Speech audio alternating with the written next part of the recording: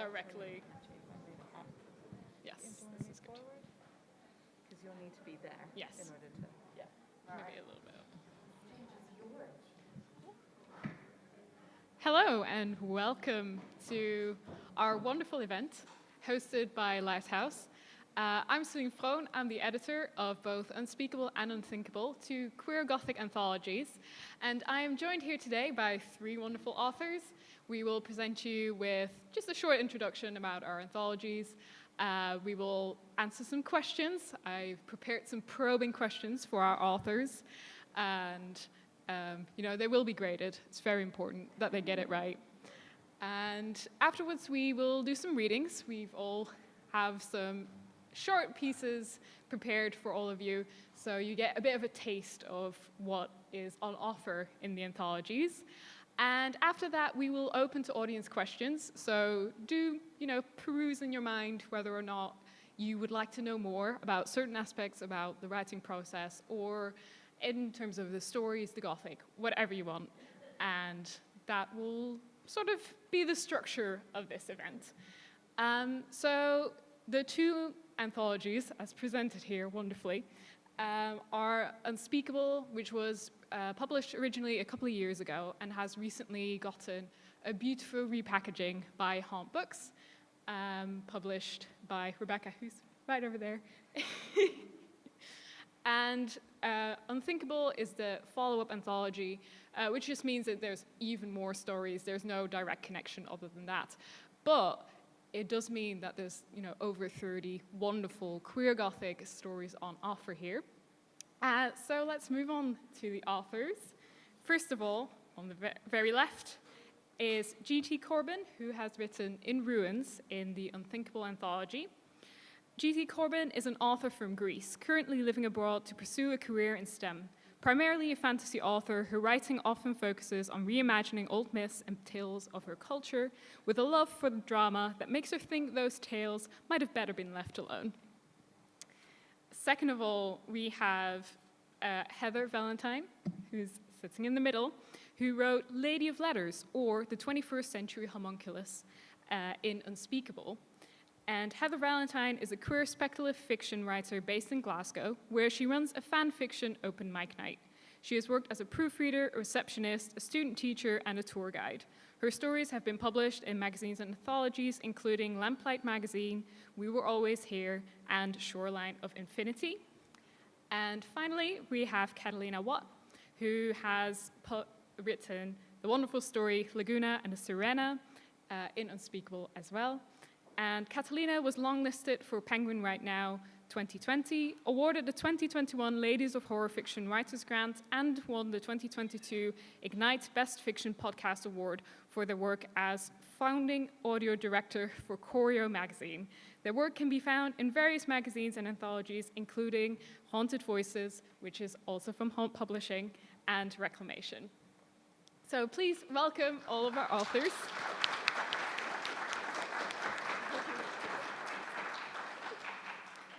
So to kick it off, I thought of a wonderful, light-hearted question, which is, what draws you to the Gothic? Because the Gothic is quite a broad spectrum, so there are various different interpretations of the Gothic. And one of the things that I wanted to do in the anthologies was sort of bring together all of the various aspects of the Gothic. So there's quite a broad display of tropes and themes.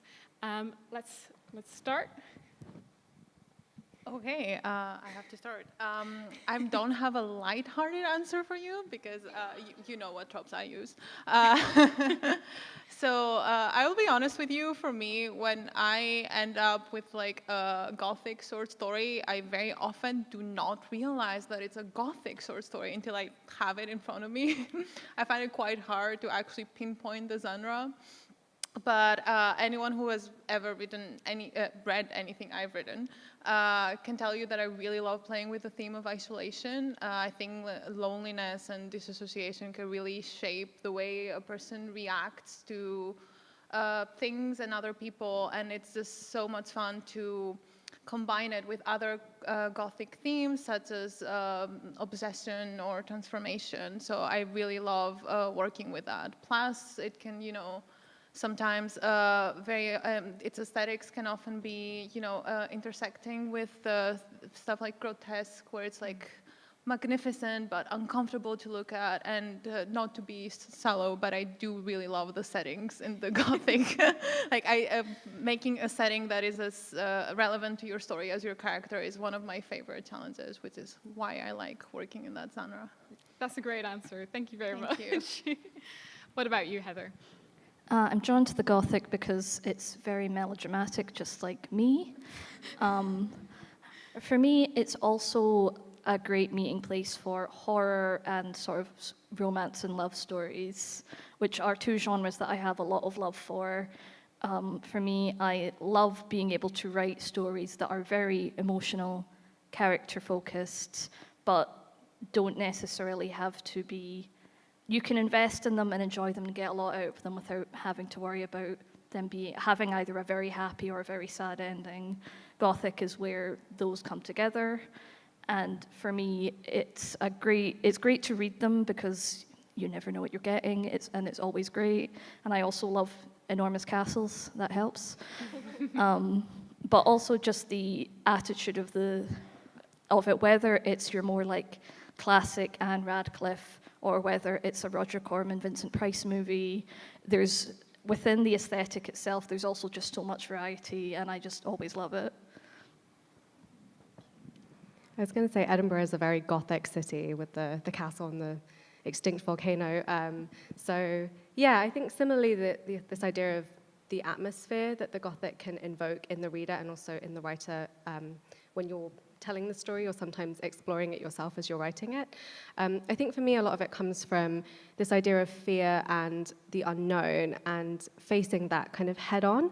I think there's a reason that women are the most popular consumers of true crime, and I think there's something about looking at something and saying, if I know it, it can't hurt me, and that's how I feel about the Gothic. The other side is the unknown, and being a queer woman of color, historically, I look at some Gothic texts, and the treatment of people that look like me is really fascinating, and there's a lot to unpack with that.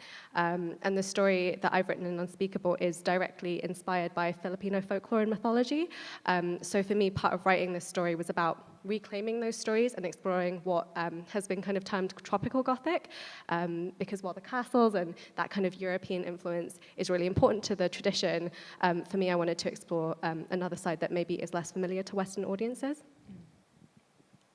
Yes, thank you all for your wonderful answers. And I think you've sort of already slightly touched on my next question, which is how the Gothic and queerness intersect or interact in your work, because both queerness and the Gothic have a tendency, especially in written literature, to sort of look at the boundaries and crossing boundaries of certain social hierarchies, certain social concepts or norms that we have. And I was wondering how everyone thinks about these things in their own work. Oh, me again. Okay, we're not gonna switch this up. All right. Maybe for the next one, we'll switch it up. All right, great. So when I started trying to write like a queer Gothic story and really started to get into what Gothic is, it was honestly one of those things where I saw like, they should have always been queer. And I know in many cases it really was, despite what some straight analysis say about it. Yes. But yeah, for me, it really does come back to isolation. I'll try not to repeat myself. And I'm not saying that every queer story needs to be sad or haunted, obviously not. But I do think it's great that there's so much ground to cover about, being performing as like two different personalities, or carrying your secret with you, or having to deal with who you were, or you thought you were, or other people thought you were, and just having this invasion of your past to haunt your present, whether that present is like your personal, whether your past is like the past that haunts you is like this personal past, or a broad past in the sense of like this house is haunted, or a cultural past, which is what I try to use in my story, as you might see a little bit later. So that's how I use it, at least in my work. I'm sure other people have better answers. For me, Don't worry about it. For me personally, a lot of the relationships I'm really drawn to in other people's fiction tend to involve characters that are sort of mirrors or doppelgangers, if you will, of each other. And this obviously comes up in a lot of Gothic. You see it in It's Jekyll and Hyde, it's Confessions of a Justified Sinner. I know that's not quite Gothic, but bear with me. So to me, especially because these mirror doppelgangers are often a character of the same gender, it was interesting and sort of an obvious interest to follow for me to make any potential queer subtext sort of texts in having this sort of different reconciliation of the Gothic, of the sort of like the Gothic heroine and their dark feminine double. So I've written several stories doing this. One day I'm going to collect them in an anthology and just call it Dead Lesbians, because that's most of what it consists of. But yeah, like that's probably the number one thing that really keeps pulling me back to writing this combination of genres. Thank you. So my story is sort of a coming of age sexual awakening. So I guess I wanted to explore this idea of coming to your queerness and that being both a source of terror and a source of joy. And there is a creature which is without gender that maybe speaks to this kind of darkness that Heather was talking about. But I wanted to kind of have those two, that fear and joy, be bedfellows, because they so often are. And I think when you're going through your teenage years, that's such a turbulent, emotional time where everything is very fraught and a little bit melodramatic. So I kind of wanted to explore that, and I felt like the Gothic was the perfect genre in which to do so. Yes, thank you. And when we're thinking about the Gothic, because there is so much, I would say that the Gothic is sort of pervasive in many different areas of culture. So we've already sort of touched on the Radcliffean Gothic, which is sort of where we sort of see it as starting several centuries ago. But since then, you know, it's been in literature, it's been in music, film, architecture. There's so many different expressions of the Gothic. And I was just wondering, what are your sort of Gothic inspirations? What parts or very specific works sort of inspire you, maybe directly, or maybe slightly more in a sort of vibes kind of way? And this time, we'll start with Kat. Thank you. Yeah, I think in the more modern sense, honestly, I think my journey for me with the Gothic started when I was doing my A-levels in school, and my English teacher must have seen something, I don't know what, but not particularly promising in me when she handed me a copy of Angela Carter's The Bloody Chamber and Other Tales. I was like, I think this is extremely your vibe. And I was like, I don't know what that says about 17-year-old me. And I was also very deep into kind of the Brontes and just really into my kind of Victorian, you know, slightly, I was just really into that aesthetic, and I really loved the way they talked about kind of the landscape and nature. Everybody had very like high intensity emotions. So I think that was kind of the starting point for me. And then kind of more modern influences, I think more about kind of film and TV a lot of the time in terms of the aesthetic. Like Guillermo del Toro's Crimson Peak is such a huge influence on the novel that I'm working on at the moment. And also The Handmaiden, which I don't know if some people would read as a Gothic text, but for me reads really Gothic. So I think those two pieces of film, and I would also probably say Mike Flanagan's Haunting of Hill House, and even more so Bly Manor, because that's a Gothic romance, which I think is why it maybe was a little bit more divisive with audiences. But I really loved what those shows were trying to achieve in terms of having the horror, but also having ghosts be something more complex than a source of terror. I think there's so much to unpack with that. So yeah, that's mine. For me, obviously, there's a mix of your sort of classic texts, which I was also obsessed with either in high school or during university, whether that's, you know, like a sort of Frankenstein, Wuthering Heights, other sort of early works. I mentioned Vincent Price earlier. I also love that sort of mid-20th century sort of like different version of that Gothic aesthetic that's on the one hand, like they're very campy, but on the other hand, the like extreme intense sincerity of the emotion in something like Ligeia or Fall of the House of Usher is still, I still find really enjoyable, even if like, yeah, we've only got one set. You can do a lot with one set. You can do a lot with one set. Also other sort of, the kind of like more body horror side of Gothic, like Hellraiser or Possession, I just really love those as well. I've also been trying to get more into like horror novels, horror visual novels and games recently. Like I played Simulacra after writing this story and was like, I hope people think I didn't play it before, because this definitely is a lot like what I've written. Mine might have a happier ending, depending on how you interpret it. So how about you? I really wish you started with me, because those were great answers. Those were great answers, and I cannot follow this. So I will confess that Gothic is not primarily my genre, so this is a bit of a difficult question for me, especially because my inspirations kind of differ a lot depending on whether I'm writing short stories or longer form works.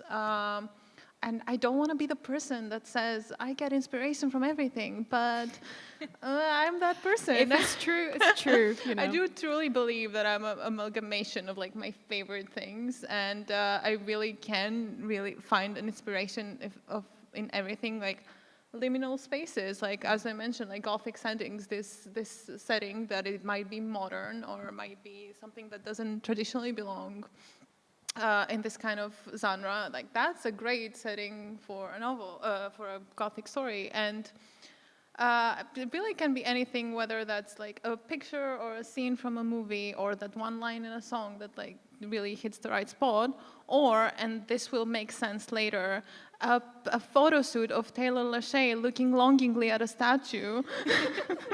This will make sense later. But I will say that in short stories, as my bio so elegantly mentioned, I do like retelling Greek mythology, which is not traditionally Gothic, but it's fun to take this piece of culture and twist it around and turn it and combine it and just try to recontextualize it, especially taking it and setting it in like modern Greece, which is not often seen outside of romance novels, usually summer rom-coms, which nothing wrong with that. Just it's nice to see this kind of stories just taking in a very different setting that they were originally created in, even if it was technically the same setting. And this is also very good when the original myth kind of pissed you off, you know?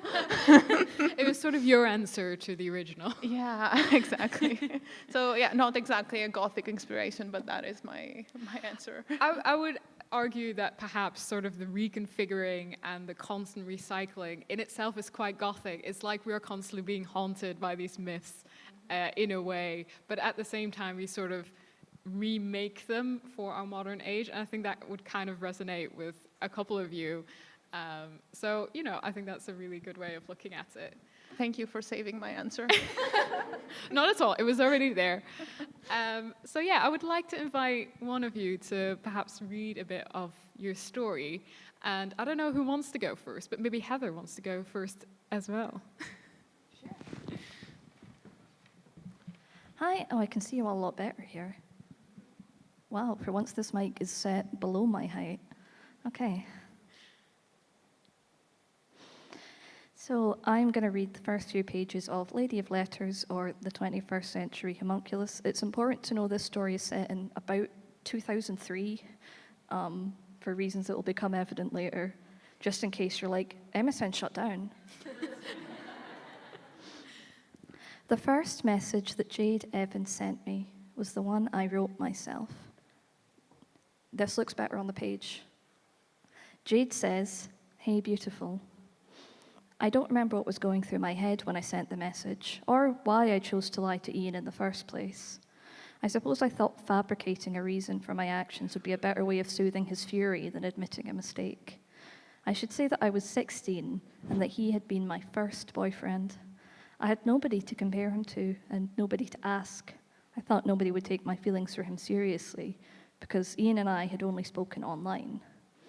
I feel a protectiveness towards that younger me, as if I and I are different people. She, well, I, thought that Ian's anger after I changed my MySpace status to in a relationship must have been reasonable, or he wouldn't have reacted that way. I thought I should have seen it coming. I believed that people were generally reasonable and that deception and ulterior motives were best spotted by noting logical fallacies. And I would keep believing that until I finally met Ian in person. He'd sent me paragraphs of rage in green Arial Narrow.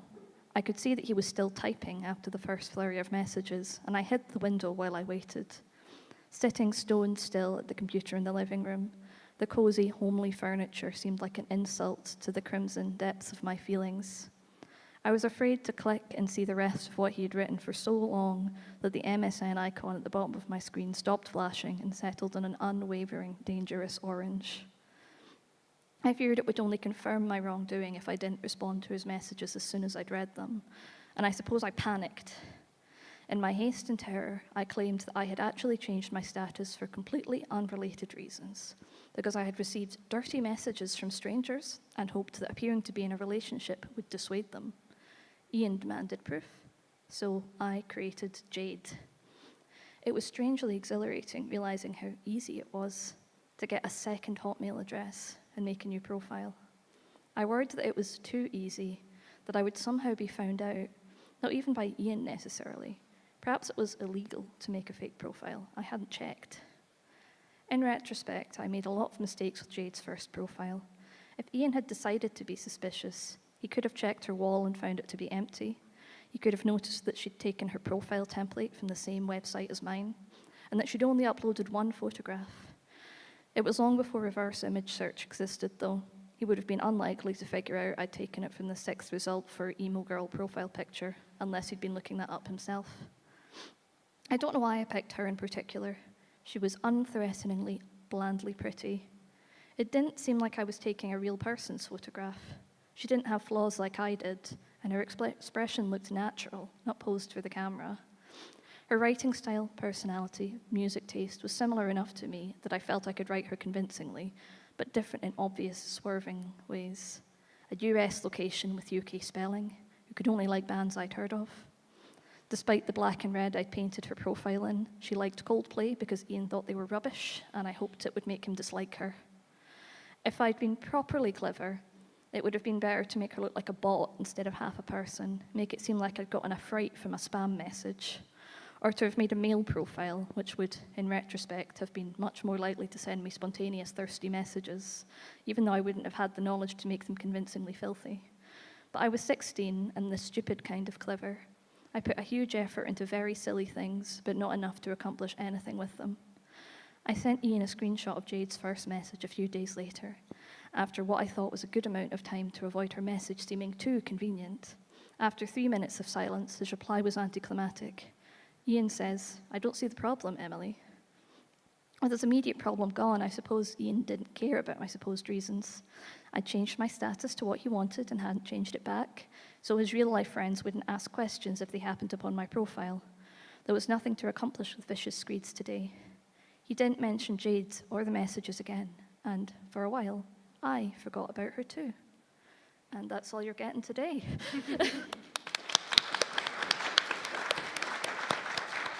Thank you very much for that reading, Heather. Who wants to go next? Maybe Kat wants to go next?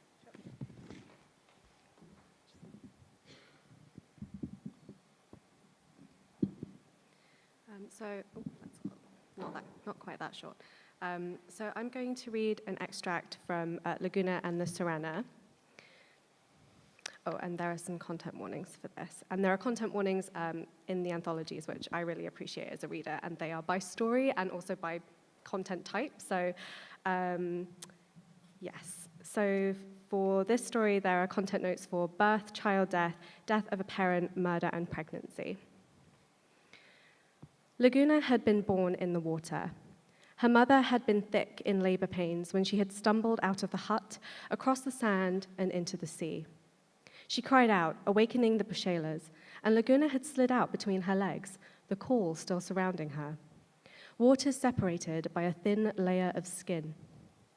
Kapati had stood on the shoreline, shielding her eyes from the sun and watching the blood mingle with the waves. She hurried over to her sister and grabbed the floating baby. She forced Laguna's mother on her back, sand freckling her damp and bloodless face. Kapati took the knife from the sheath at her hip and cut through the umbilical cord with the arc of her arm. She carefully pierced the caul, watching the liquid drain out, and she unwrapped the baby like peeling an orange. Laguna breathed in a lungful of salt air as she was lifted from the waves. Her mother was lying still in the water, legs parted gently. Kapati carried Laguna to her mother's breast, the baby smoothly uncaked from her inside world. Aunt Kapati's husband had been a fisherman. He tempted the sea gods or Bantai Tubig by riding storms. He would slap down a hunk of fish, boasting that those who seek adventure reap the largest and rarest catches. He was right to be proud, and kept Kapati in a good home, which she readied for children who never lived. He had been taken by a sea creature, some kind of shark, it was said, while fishing far out beyond the shore close to twilight. The incident had been witnessed by another fisherfolk who didn't dare angle out as far as he did. The body never washed ashore, but for months afterwards, the villagers diligently scoured the beaches and shallows. Kapati would later bitterly tell Laguna that it was only the gold tooth in his head which interested the villagers. When Laguna's first blood came, Kapati showed her how to pad her clothing and the knots for tying everything in place. It was then Laguna noticed the rash on her inner thighs, running up to meet the growing curls. Not red like insect bites or plant rashes. It reminded her of the silver webbing which patterned her aunt's belly from childbirth. As she slept in their bed, she would think about Aunt Kapati's dead babies, unable to tell if the tightening in her chest was grief or ghost sitting there. Laguna was wide awake in bed. The crashing waves kept her awake at night. The sea was a cacophony of breaking and shushing sweeping through the house. The brine cloyed in her throat, and the sea salt bristled her skin, calling to her. She thought about her uncle's death. She wasn't sorry, but Kapati mourned him, even though he had hurt her again and again. The unbroken heat of the summer was so unbearable. Sweat rolled down her skin in rivulets. She eagerly searched for a cool patch on the bed. Finding no relief, she rose and crept along the cool earthen floor. Easing the door open, she looked at the sand, bathed in moonlight. It squished between her toes. The foam nipped at the soles of her feet, tantalizingly refreshing. The water seduced her with promise. Laguna's mouth dried as she tried not to think about coconut water. Her skin was on fire. She slid into the sea with unfamiliar focus and gave a gasp of pleasure when the water reached her groin. She bobbed down to wet her hair and encased herself in the coolness. She drifted, observing the coral and seaweed within her grasp, and broke the surface. She floated on her back, enjoying her body enveloped and submerged. With curiosity, she studied her burnished skin, the curves of womanhood so new and strange to her. She studied the silvery rash in the moonlight, and then the curls like an animal's fur. Her fingers explored inside. She tried to understand what she had briefly glimpsed on other women during washing day swims in the river. She slid her fingers around, amused by the twin reactions in her hands and vagina. She looked at herself, seeing with both her eyes and hands as they reached deeper. The waves beat calmly against the shore, rhythmically and caressingly pulling her out to sea. Laguna touched the silver rash on her thighs, inspecting the reflective shine, perhaps from the moonlight on the water. She existed in the movements of her fingers and her breath until the pleasure watched over her and she shuddered into the water, diving under. Something was watching her. The creature glinted in the moonlight, scales on its head rippling in the water. Laguna floundered for a moment and then started frantically treading water. She smelled something raw and bloody. Laguna felt the heaviness of her limbs on the sand when she saw it. She turned to hide her body, but kept her gaze fixed on it. The shape disappeared below the waterline and emerged closer. The iridescent whites of two wide eyes reflected back at her. Thank you.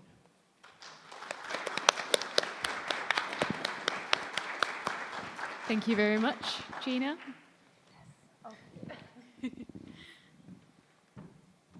Okay, I am quite tall.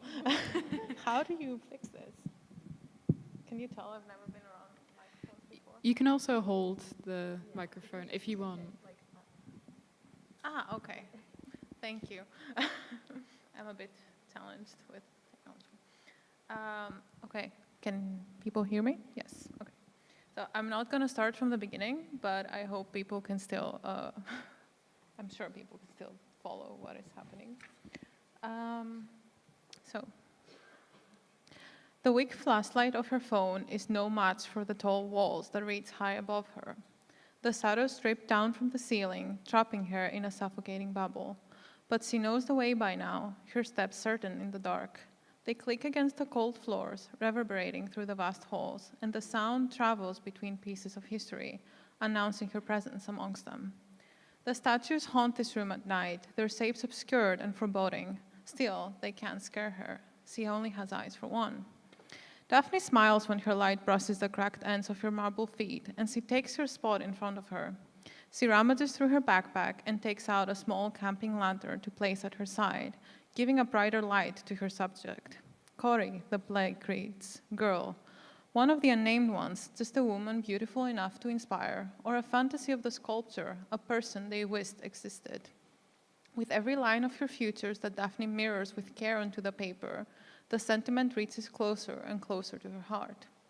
The odd, harsh light dresses the girl in new shadows, so different from the way the sun embraces her marble form every morning. It draws her lines more dramatic, powerful and grim, and as Daphne translates the image in her own hand, she adds bold splotches of black with strokes so deep they dig into the page. Rows of small curls fall in tight waves to her waist, arranged into an elaborate hairstyle at the crown of her head.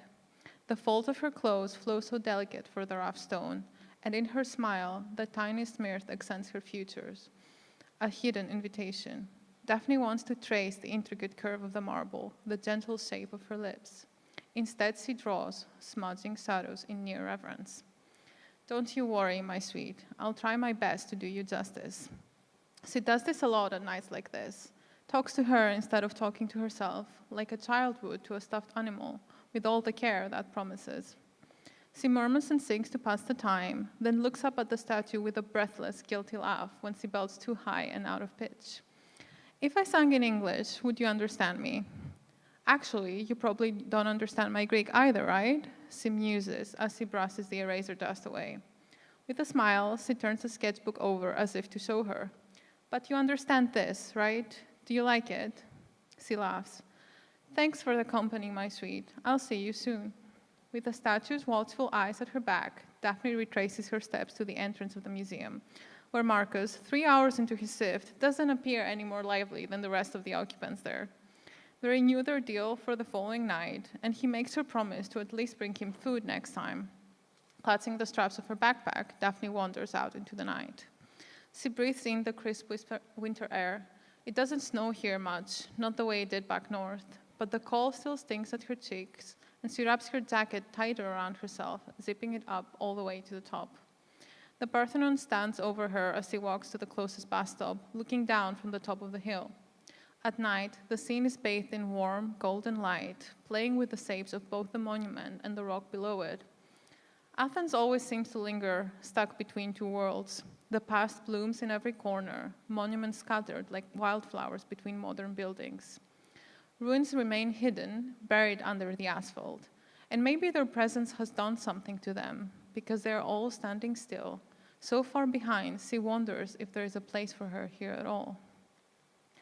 How many times are you going to do this? Here's your dinner and a cup of coffee from your favorite place. Thanks for having such deep taste, by the way. It works wonders for me. So more than once. With a quick hug that almost makes Marcus drop the coffee, Daphne hurries inside the building, up the steps again to meet her real date for the night. She makes her way through the halls and builds herself a nest in front of her favorite statue once more. Good evening, my sweet, she says, pulling her sketchbook and pencils from the bag. Let's work on yesterday's for a bit longer, then we can try something new. That all right with you? So, her words die in her throat as her eyes jump frantically from her work to the statue in front of her. How did it? I swear I had that right. Nervous laughter bubbles in her chest as her stress rises, thinking of the changes she'll have to make. Did you move? Thank you. Thank you very much. And now, if anyone would like to ask any of the authors, or all of them, or a selection of them, or even me, a question, please raise your hand. Sorry, I have a mic over here for anyone wanting to ask a question. Yes, so there will be a person to supply you with a mic. Please don't be shy, because if no one asks any questions, I will ask more of them. I think there's a person who would like to ask a question. Yeah. Are you okay coming to the mic? Or? I think that corner wasn't going to happen. Hi, thanks for the talk. I was wondering, the Gothic often has like preoccupations with stuff that was a societal problem of its times, but like from a very dominant, like, okay, yeah, if white supremacy and heteronormativity are our default point, and we're worried about, you know, female middle-class white women having a sexuality, God forbid. What kinds of issues do you like to use it to explore that are like social topics of our time, but maybe from a different point of view? Thank you very much for a wonderful question. Does anyone want to go first in answering?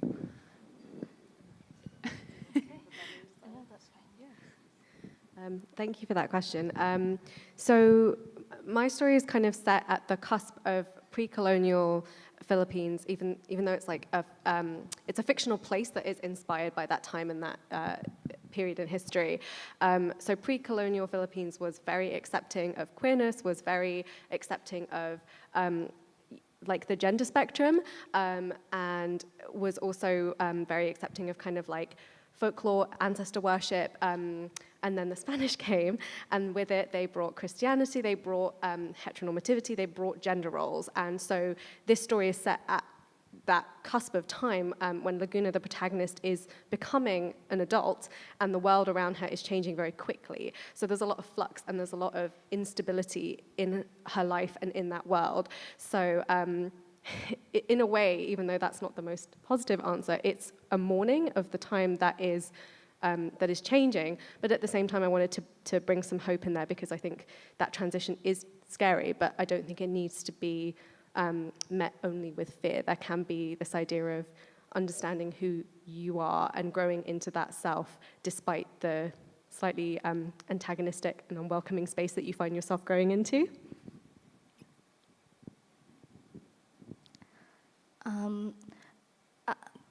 Let me start again. I'll do this good. Okay.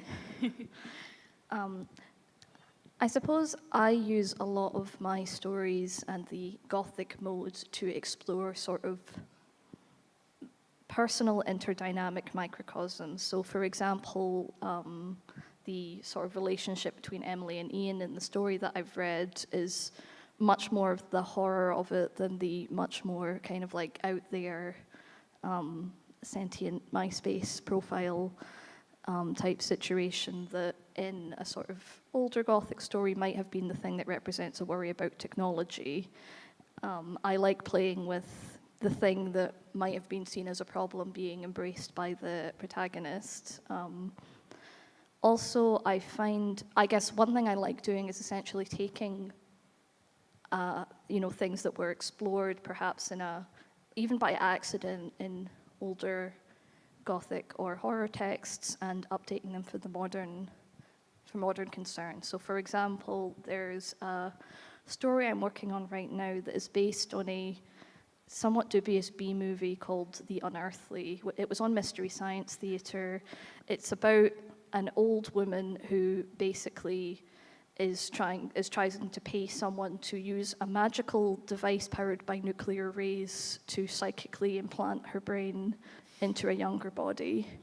So on the one hand, I think you could do that in a way that's slightly less crap, but on the other hand, a lot of the issues it raises about about class dynamics and about like wealth disparity in access to healthcare are still very prevalent today. So I like to challenge myself to find the things that are actually kind of interesting to explore in older texts and sort of make them a bit more text and update them. Okay. I'm having an issue here because I want to talk about a story that is currently unpublished. So I will try not to do that. I will say part of it is actually quite similar to what Kat said. Really, Christianity did a number of so many cultures. So in this story, let's focus on the published story. I write a lot about homophobia in general. It's in a very sad write what you know way. Daphne in the story does have to deal with the fact that ancient Greece was also kind of chiller about same-sex relationships, and then Christianity came. And even though Greece in general is super proud of its ancient past because they had one, I guess they think they're the only ones who had one, which is not true, but they think that. They seem to forget that one like little part of history that Selective remembering. Exactly. It's honestly really funny that they will be like very nationalistic people will remember those times and be like, we were great. Let's not look at that part. But yeah, so in that story, it's in a very similar way. It's interesting to view homophobia in like this kind of cultural context and overall. So I'm just going to encompass like a few different stories here. Just going back to retellings, it's actually quite, I find it quite interesting to take myths that have existed for many, many years and use it to talk about current social issues. And what I found quite interesting is that some of them have touched on those issues because you know how ancient Greek gods were. So things like feminism are kind of touched in the stories, but in a bad way.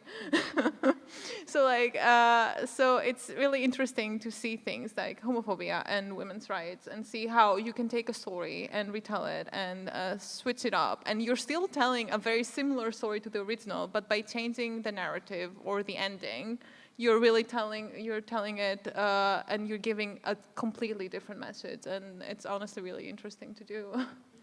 Thank you for both the question and the answers. And I would like to add, as sort of the editor, I collected the stories that people had submitted. I think one of the things that I looked for was exactly that, like looking for stories that went beyond the white patriarchy in whatever way. So there's a lot of stories that deal, for example, with gender, and the stories that deal, for example, with homophobia, queerphobia in various forms, but I think there's also a lot of the stories that look at it from a more triumphant perspective. So where, for example, monstrosity, which is usually ascribed to, for example, homosexuality within, say, for example, Christianity, where that is a triumphant feeling, where, you know, perhaps the monstrousness is because you're a vampire, and go on a killing spree, and it is not because you're queer. And I think that there's a lot of different ways that these stories and these anthologies sort of grapple with these various themes and come to varying conclusions. So there's a wide range for people to dive into. Is there another question, perhaps? I have one from the online audience, and then I'll take yours. So Sal online is asking everyone, I guess, what literary traditions around the world lend themselves best to Gothic or horror writing? Or can you make anything Gothic? Really interesting question. Who would like to tackle it first? Or at all? Yeah, go ahead. I'm answering this as someone whose Gothic text was based on the internet in the year 2000s. So I think that Gothic is about finding the sort of discomfort and uncanny in any setting. I think that whether you, for example, start doing it as a joke and end up taking it seriously, which I've never ever done before, or whether you're doing something more like Gina, where you're looking at something that already has like a sort of heightened aspect and pulling out something different from it, I think you really can make anything Gothic. For me, the sort of modern Gothic stories from the anthology that I love more are ones that are really from something that is clearly really deeply important to the person. the story that closes out the original Unspeakable, Mason Hawthorne's Leadbitter House, was about, I really liked that because it engages with sort of a trans view of traditional body horror, with it as a sort of liberation rather than transformation being inherently negative.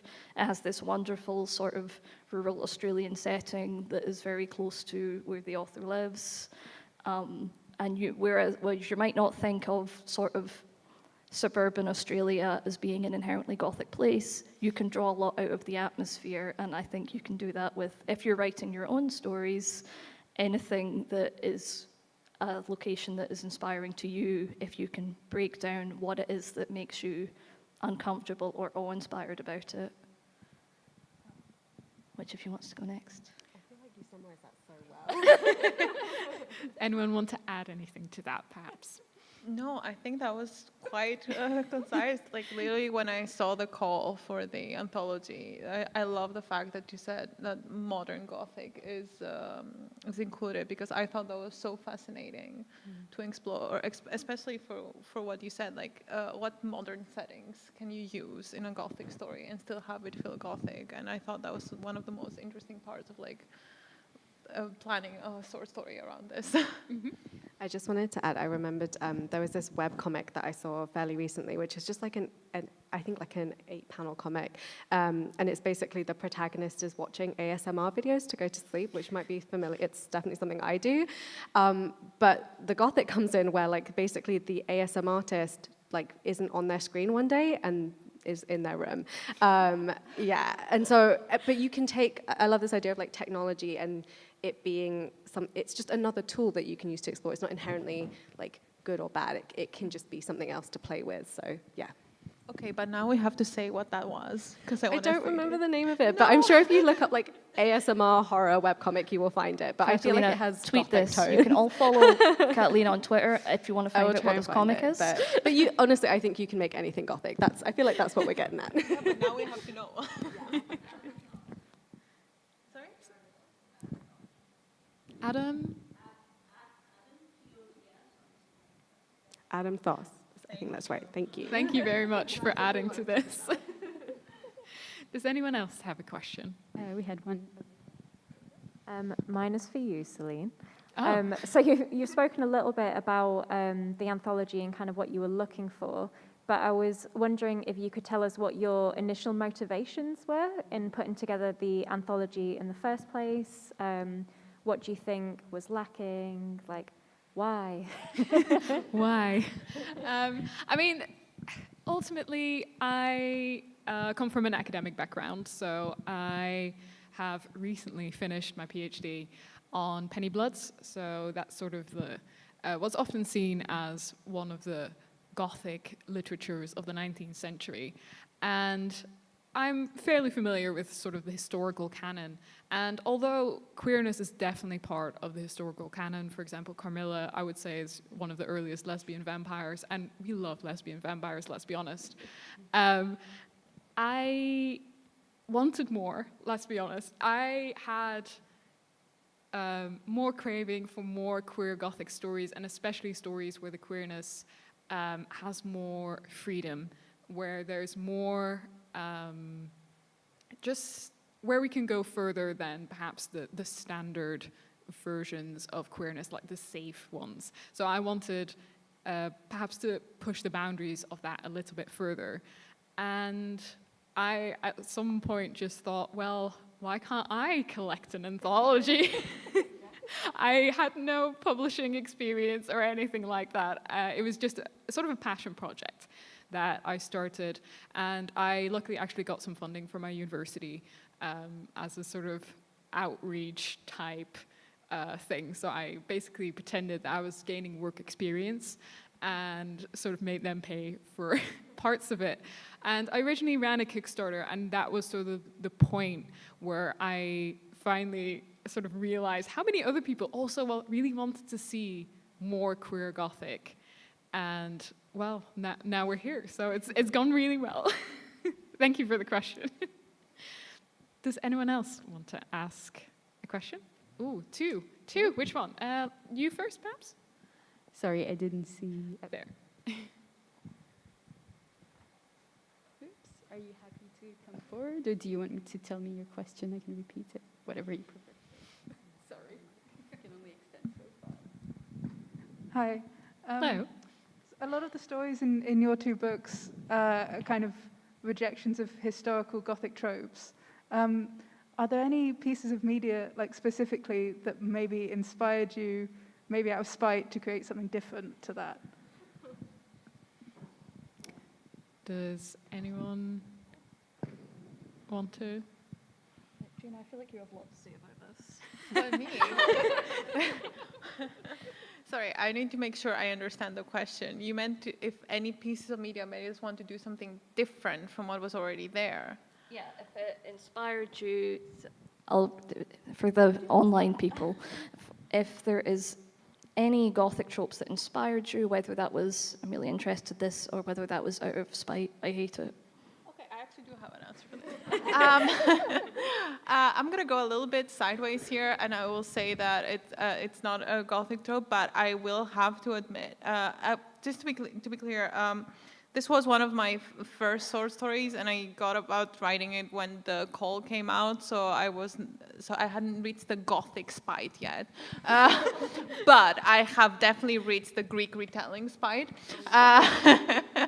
There were a lot of retellings I had problems with, and more than that, I just was a little bit tired of having other people tell those stories, overusing them, and then being like, we're tired of seeing Greek mythology, so like, don't submit Greek mythology stories to us. I'm like, are you serious? There isn't a single Greek person selling this Greek mythology stories. So there are now, and I'm very happy to see Greek writers on Twitter kind of thriving. I think it's great. But if you ask all of them, they have the same spite, exactly. So the spite is not for Gothic media. I'm sorry, this is a little bit outside of your question, but there was definitely like a little bit of spite of having like everyone else retell those myths, especially there are specific myths that have been told to death, and just like, just never getting to tell the story. Even the story that like in Ruins is based off now has a retelling from an American person. I'm like, okay. I think everyone. I wrote it first. Everyone wants to be Madeline Miller. I think that's the thing. It's like, well, I wrote it first, so Madeline Miller could do whatever she wants. No shade to Madeline Miller. I'm just saying that I just want space for like Greek people to say their stories. I'm not saying let's kick everyone else out. Like, just to be clear. For me, I was going to say I'm not sure if it shows up in this one personally, but maybe it does. But my favorite Gothic trope, my love and hate favorite Gothic trope is when there's a wife that's dead or insane. I love her. That's why I keep writing stories about falling in love with her. Oh, you have your own. Yeah, I know. I don't even know where this came from. Spite is a really powerful motivator. I really resonate with what you were saying about not seeing your stories being told by your people. And like when I wrote this story, I was really struggling to find stories that were influenced by Filipino folklore, and especially like by biracial Filipinos, and now there are a bunch, and there's a really great short story collection by Isabel Yap, which explores a lot of the Gothic, and is really great. So I'm really glad that there are more stories now, but when I was writing this, I didn't see them. I think also this idea of like, when you have been like monsterized, I don't know if that's a word, but like when you have been the monster in history, I think that can be a very powerful, spiteful motivator to, I think, to work in the tradition of Guillermo del Toro and be like, how about we really love the monster? I'm a big fan of that. So, because I think often it tells you a lot about yourself. So, yeah, basically making sure that your voice is being heard and being like, maybe the monster needs some love too. Yeah, there are quite a few monsters who get some love in these anthologies. So, there's also happy endings for monsters. It's good to know. There was another question. Two? There are two I think. questions, yeah. Drowning in questions. Are you happy Yeah. to come back to the mic? Okay. Oh, yeah, yeah, yeah, totally.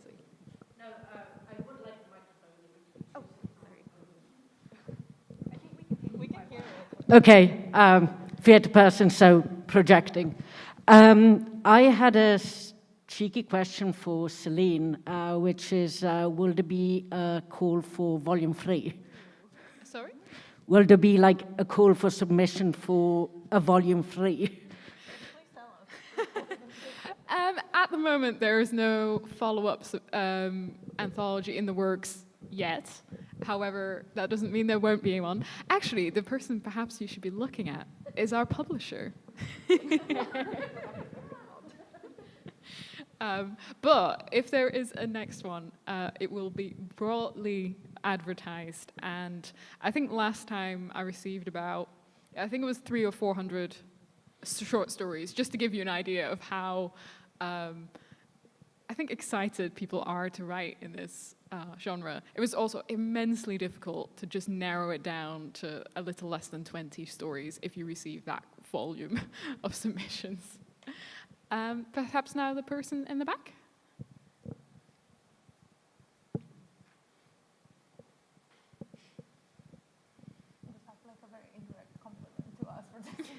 Yes, I mean, I did, you were the cream of the crop, let's put it that way. Yes. Another question for the editor. So, because it's an anthology, it's a bit like picking out an order for like songs on an album, where you have to think about like how you want to introduce the thing, how you want to develop it and shift the ideas, and then like what note you want to leave your readers on. Can you talk to us a bit about your thought processes for that and whether they changed from book 1 to book 2? Yeah, so one of the things that was quite important and ended up sort of eliminating certain stories was that I wanted to go for a breadth. A breadth? Is that what that word is pronounced like? I'm not actually a native English speaker, so I wanted a broad range of stories, and sometimes stories were simply too similar. So one of the favorite tropes, especially in Unspeakable, is the haunted house story. And although I managed to include several haunted house stories, there is sort of a limit of how many haunted houses you can have in an anthology. So I wanted to look at queerness as a broad spectrum as well. So I didn't just want to, for example, end up with 18 stories about 2 gay men. So I wanted to include non-binary characters, trans characters, stuff like that. We also have asexual protagonists, some polyamory. I like to think there's something in it for everyone. So that was also something I considered. But other than that, I think I sort of see an anthology almost as like a journey. So Unspeakable, for example, has like a journey from almost a mystical past, so not a realistic one, through the possible actual past, into the sort of modern Gothic that we have showcased here. So there are also some more like 19th century sort of classical Gothic stories with a twist. So when I select stories, I also think about what the anthology as a whole will look like. So I will think about the reader and what they might want, and how to place the stories to sort of space out stories that have similar themes, but then contrast them with each other to make sure that certain themes sort of get brought up. But it's not an exact science, and it's quite difficult. And also, I think, these are the anthologies that we made, but I think there are, in the multiverse, there are infinite other anthologies that I could have created that would have been just as wonderful, because there were so many great stories that we had that I sadly had to decline a fair amount of them simply because of a lack of space. It would be really cool if I could make like an anthology of 300 stories and it would be this big, but probably not very, economical and difficult to lug around, so maybe not. Maybe I can ask another question. I think we've touched on a little bit about how the publishing landscape has kind of changed and feels to be rapidly changing the last couple of years. I think there's been a lot of developments. And I was just wondering what you would like to see more of in the next couple of years. So what in publishing do you think is still missing, and what would you like to see more of? And it can be as petty as you want, or as, you know. I, for once, have a relatively brief answer. I've loved seeing a lot more novellas and a lot more short story magazines, but I just hit myself with it. Don't worry about it. Yeah. What I feel like I haven't seen so many of that I would love to see more of, I know that Haunt, I believe, actually has some of these. Ask Rebecca, don't ask me. But I feel like it's still only really big name authors that get your like single person short story collections, like whether they are like full novel length or whether it's like a novella length sampling, because I really enjoy when I can read a couple stories by the same person together, but right now the way I do that is by stalking them online and following them from magazine to magazine. So I would really love to see more, you know, where would Shirley Jackson be today? She wouldn't have her short story collection. I'd be stalking her again. I completely agree with that as someone who has a short story collection and is constantly being told by publishers that there is not a market for interlinked single author short story collections, but there is. I've been a bookseller. People buy them and love them. I think publishing, I say this as someone who also works in publishing because I am a glutton for punishment apparently.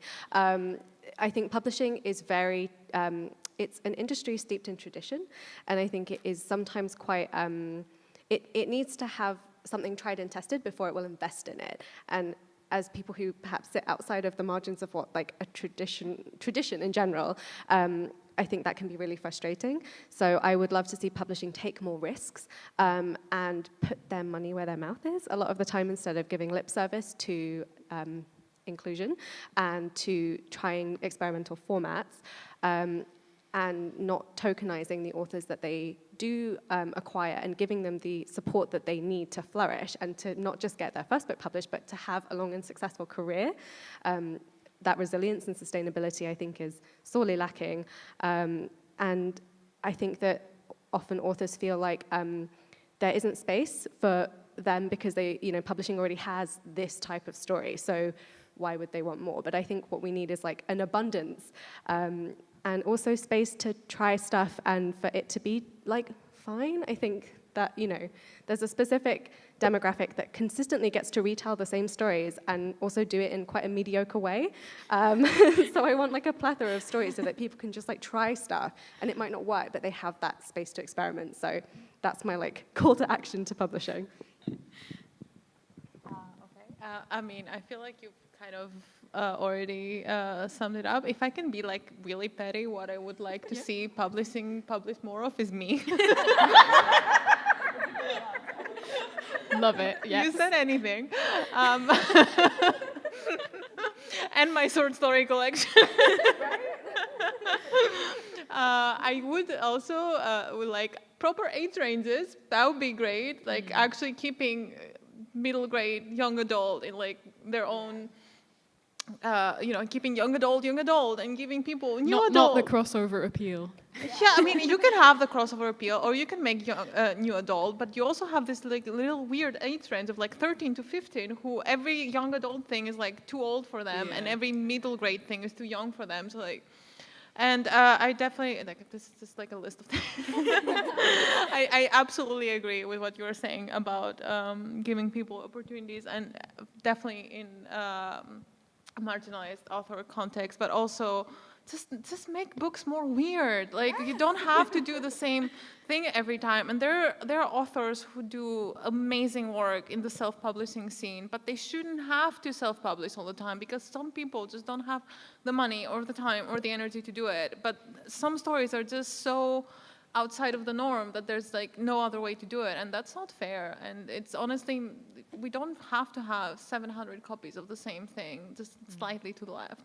And I like reading the same things to the left. That's why fun fiction tropes exist. But you know, just give some space for people who have weird and big ideas, but don't have the money or the time to, you know, market it themselves. Because you shouldn't have to do that. That's not your job. Yeah, thank you very much for these insights. We might have time for one quick question. Does anyone have one? Yes.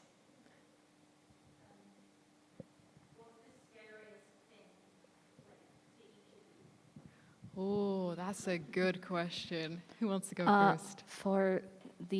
I don't know where the camera is. For the internet, that is, what is the scariest thing to each of you? Mine is ordering a salad and finding out there's corn in it.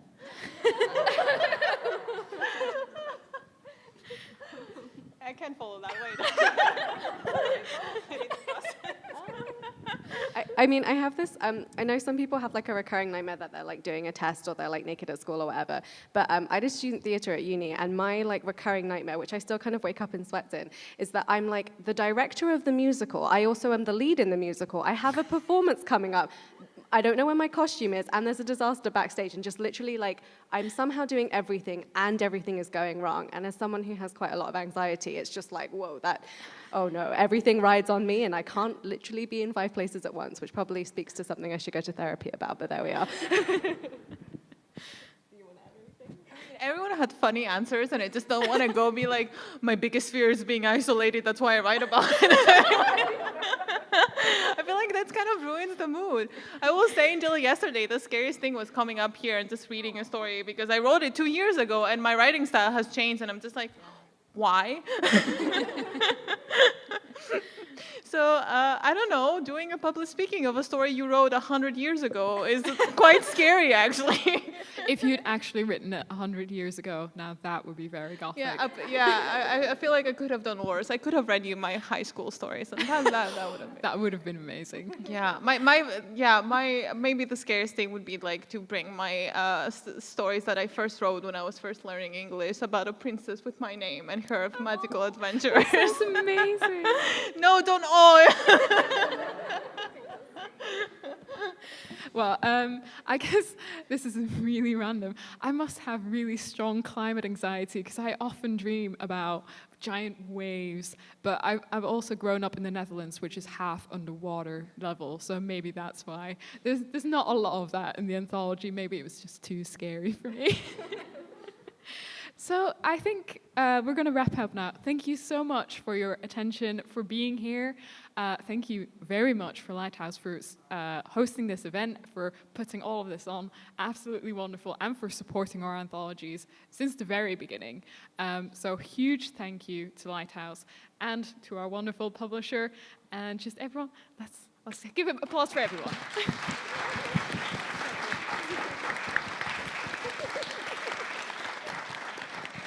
Thank you.